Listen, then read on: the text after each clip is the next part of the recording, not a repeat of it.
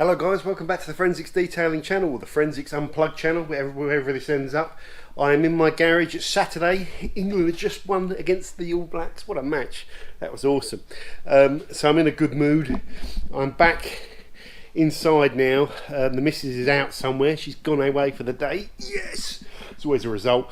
So I'm home alone, which means I can tinker around for a day and catch up with this car.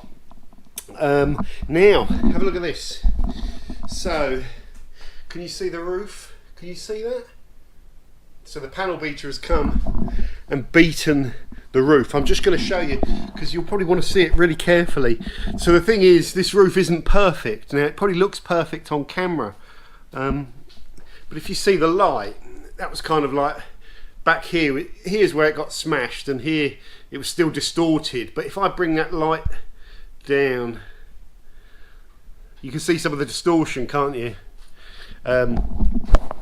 But generally that's the only way you can kind of see it. To me, it looks better than I thought it was going to. And the PDR guy was saying it wasn't going to be perfect, but it was going to be good, and I'm really happy with what he's done. So he's even got, because of distortion, you know, like the wave of damage went all the way up to here, so it's even, there was even like a line of distortion here. So he was tapping away at it for hours, and I think he's done an amazing job.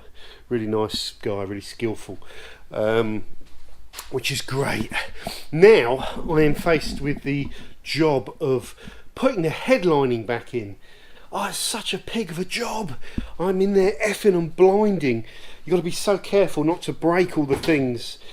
And it's so difficult to get this headlining in here. So many of the seals on the car are close to kind of perishing, and they've been stuck down. I've got to be really careful. Everything and all the headlining sort of plugs back into the seals, and getting these things in here, these pillars. Oh, such a pig. But I'm pretty much working my way from the back all the way to the front, and I think I've done all the hard work now. And now it's just screwing things back in. And I should be able to get the headliner done within the next hour. And it's a pretty awkward, fiddly job. So I'm really pleased that I've managed to do it without destroying the headlining or any of the seals. I'll be able to get it done. I'll give the car one more hoover out, because I've been getting in and out of it so often to do the headliner. It's filled it all up with crap, and while the seats are out, it's a good opportunity to get all the dirt out underneath all these kind of seats and stuff like that. So I just want to get them really nice and back to, you know, no dirt. And then these seats here are going to go back in the car, and these are looking great after being recoloured. I'm really impressed with these guys. I'm impressed with the finish. Some of you were saying it's you know, this too glossy. Can they do it in different colours or different levels of gloss? Well, I think Colour Lock can do any level of gloss, but this isn't glossy at all. This just has lights shining on it, and there's a little bit of satin shine, but it's perfect, really, guys. I suppose you want it even less glossy, you could, but these to me are borderline matte. You know, these are borderline matte to me, but whatever. So yeah, contact Colour Lock. Don't ask me questions about products, guys, on there. Ask the company, because I don't have the bandwidth to field all the questions. So it's, you know, sorry if it sounds a bit like you know, dismissive, but I just can't sit there fielding questions about products. What else is going on? We have a replacement bonnet over here, guys. Shoe looks like a pretty straight bonnet to me, and this will paint up okay. Obviously it needs to be painted. And it's got decent hydraulic, you know, the little springs on them, or whatever they are, hydraulic things. And it's got hinges, because these hinges are damaged. I have checked as best I can to make sure that the flitch, which is down here, when the bonnet flew up and pulled those hinges, the hinges have got little safety stops, but they just sort of like it sheared past those, kept going, and then flapped over here. But what it didn't do is it didn't bend the flitch. It bent and damaged the hinges and overstretched the hinges and bent the bonnet at the base. So basically, if it had bent the flitches, you know, the arms or whatever you want to call them, that would have been game over for me. just wouldn't have been worth it, even, you know, to try and bang those out, because you're talking about taking the wings off the car, which isn't that big a deal, but you've got to take all these gubbins out and then start smacking away at it, or God knows how. But you could probably bolt back into it. You could probably bolt where the hinges are bolted back into it, bolt a frame and try and bend it back. At that point I'd have given up, so we're okay. Next week I have the glass company coming around. I phoned up the insurance, explained what happened to them, and they said, yeah, you can put that on the insurance, so that's great. Which is a bit unusual, because I thought that was more for like stone chips and stuff like that, but no, they said, you know, I explained to them what happened. They're happy to put it through, so it's going to cost me £100, which is alright, so that will get the glass sorted out. Then I'll be back to the situation where I've got a I think it's a vacuum leak in this car somewhere. Vacuum leak, I'm getting spider's webs in it. Bloody vacuum leak. I think I'm going to have one more go at trying to diagnose this. I've cleaned the math, checked the intake elbows, they're all in good nick, no tears. Someone said to me there's some intake or breather valves in the intake that are under here around the back between the bulkhead that fail. There's also a sump plug breather valve connection at the bottom, which apparently is prone to failing. This pipe here was perished. I've replaced that. That provides a vacuum line or like a feed down to the fuel filter to regulate it, I think. Regulate the flow, I don't know, a bit weird. A lot of little rubber breather pipes on this engine that are all prone to perishing. The guy, funnily enough, the guy that sorted me out with the bonnet knows this car very well, and I think if I can't sort it, I'll take it to him, you know, and pay him to diagnose it and fix it. He knows the engine, so he's going to do a better job than I am. But hopefully, if I can sort the engine out myself, the misfire, then I've saved a lot of money overall, because I've done everything myself as well inside the car. All the problems with the doors and the regulators I've fixed and all that sort of stuff. I fixed a ton of problems, so yeah, it's all good. Everything a little.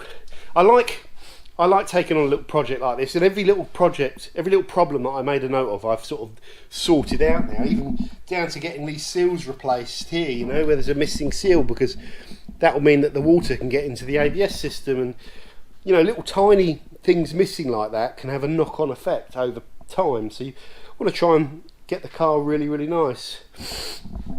What else is going on, guys? Over here I've got Imran from Into Detailing has kindly sent me through this, and I'm just borrowing it for a review, and then I send it back to him. Just borrowing this, although I'm just going to flip the microphone around. This is a slightly unusual review, because I'm all sort of reviewing it with one eye on buying it, because it's something I'm after as well. It's the little Flex, what is it called? PE8010. Now, let me just, while you're here, I'll just give you a little preview. This is quite a cool little tool from what I can see. So Flex make amazing batteries, okay? And these are little 2.5 amp batteries. They do 2.5, 4 and 6 amp. So you can get bigger, more powerful batteries, but I believe these batteries last 50 minutes. They have 50-minute run times, which is pretty impressive. You don't really, you know, that's continual run time as well, but that's no load. So I think that will probably translate to at least a couple of hours, and they'll probably charge up within an hour. I'm going to test all this, charge times and run times. But I'd probably think these little 2.5 amp batteries are the way to go. Forgive me, I'm just going to pop this down here. So you can see the tool, guys. It's got the little battery charge indicator on there, which is quite handy. What's different about this tool? Well, first of all, it comes with 3 adapters, a 12mm throw, a 3mm throw, and just a straight rotary adapter. And they have a really good quick connect sort of method. So you just pop it in there, then do that. It's a bit like the old snow foam lance. And then you're connected, and you put your 80mm pads, 75mm fitment, and away you go. You have a little dual action polisher. I'm low. I need to charge this battery up, guys. There you go. And you can lock it on. So what's interesting is that switch is variable power, which is, I'm not sure if a trigger would be better or if that switch would be better, because you're not really going to want to hold it on half trigger for too long. So you're going to be locking it down more of the time. And instead of a speed dial, you've got a plus and minus with 4 speed settings. So 0, 2, 3, 4. So even this is the first time I've even played around with it, so I'm learning stuff about it now, what it's like to put the speed up and down, and forming, my little devious mind is forming opinions already. But I'm going to review this formally. I'm going to play around with it and just do some polishing with it, probably using this car as a guinea pig, and just polish bits of it, you know, intricate areas, see what it's like, see if I can get the tool into places like this. What is it like polishing out all the pillars and the tight areas? What's it like at taking out sanding marks? Because as well as this being a nano micro tool, it also looks like, to me, it's a spot repair tool, because one of these adapters here, this is a 3mm DA adapter. You don't polish with a 3mm offset, so that has got to be for sanding. That's got to be for sanding. So it's like a little tool that you could use as at an OEM manufacturer level, or a level where you're putting down paint, to go and do little spot corrections on cars, sand out with one adapter, and then flip over to the DA and polish out your sanding marks.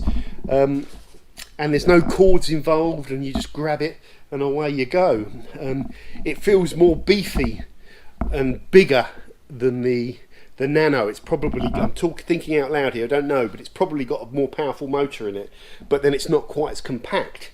And what's the trade-off? Do you want the compactness or do you want the power? So yeah, I'm very interested to find out. Yeah, that's got some power. So anyway, let's put that away now, John. We've got too much stuff to do. I can get caught up in playing around with this and then not get done what I want to get done. So I'm very organised when I do all the stuff on the car. Over here, I've got all my components for the right-hand side, the driver's side, and then all my components for the passenger side. And it's all up here. I know where it all goes. It's pretty straightforward now. I've done the hard bit. Going to get this back in. I need to transfer some gubbings off of the old dented bonnet. Need to transfer some gubbings. Definitely need to transfer some gubbings. I also need, I'm going to go and buy a new one of these springs, I think. These hooks here, this is the safety catch. I think they all lose their spring. It's this spring in here. I think there might be an advisory on those. So I'm going to get a brand new one with tons of spring, and that way if I do forget to put it down, that safety should help me. I also, off of the breaker car where I got the bonnet from, the chap had 2 good headlights that have got really good seals and no mud and dirt in them. Mine have got a bit of dirt in them, and I've resealed them, but I'd rather just put better ones on. They also had the toolkit, and I was missing a couple of tools, so he gave me the tools because the car's going down the scrapyard. So that's great. So all in all, guys, the roof is looking pretty damn good now, about as good as it's ever going to get, and I have lots to do. I'm going to be trying to finish off this spray and rinse, I'll spin the microphone around, the spray and rinse video shortly. I'm just using them still, trying to use them more and more. I need to use bee juice a couple more times, and the Sonax. The rest of them I understand now. So yeah, maybe another week or so, use Sonax and bee juice at least one more time each and have a look at them. And then I'm pretty much there with my opinions on what's what with this lot. And some of them, there's different characteristics to these that you might want. Some are great value, some are really cheap. Some might look better and be a little bit more easy to use, less prone to streaking. some might be a lot more durable, some might be a lot more repellent and give you the beads. So we'll go through and we'll mark you, you know, I've already got notes on most of these things on how they compare. We'll go through and give you all the performers in the different categories, so that if you're after a particular thing, you can pick the one that best suits you, and then we'll do an overall top 3 recommendations, I think.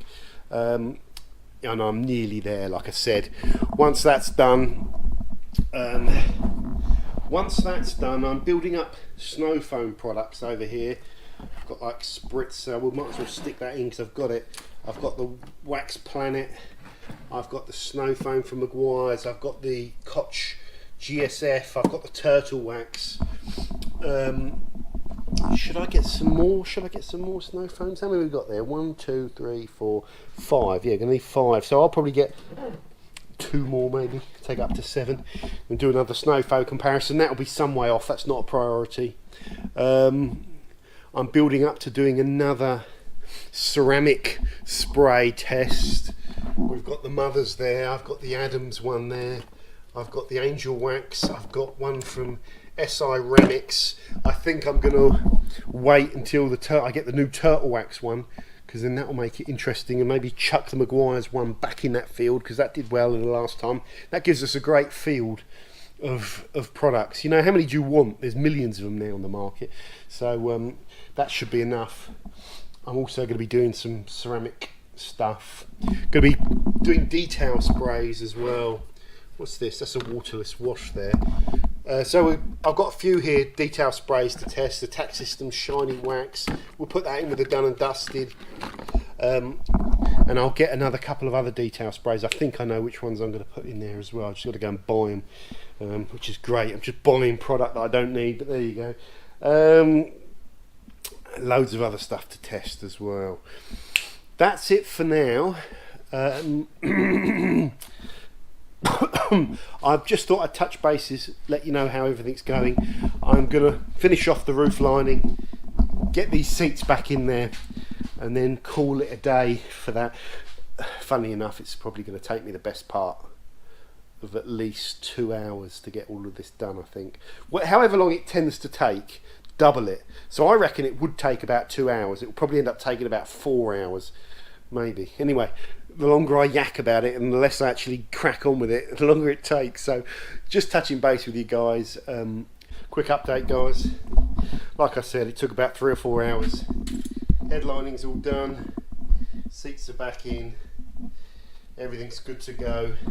It's really, once I've finished this, I've got to really clean the inside of this car out again, especially the back section glass. It's like black in there. I just gave it a quick wipe over. All black. It needs to be cleaned properly. I can see, you know, that's on the inside. That's bodge cleaning. But anyway, I just had a cloth in my hand, so I'm not detailing it at the moment. Before I call it a day, I'm going to just take these rear lights off, put the replacement ones that I've got from the breaker car that are much better, and then I'm calling it a day. I'm sweating. So great to see you guys. Today's gone really well. The car should be back on the road after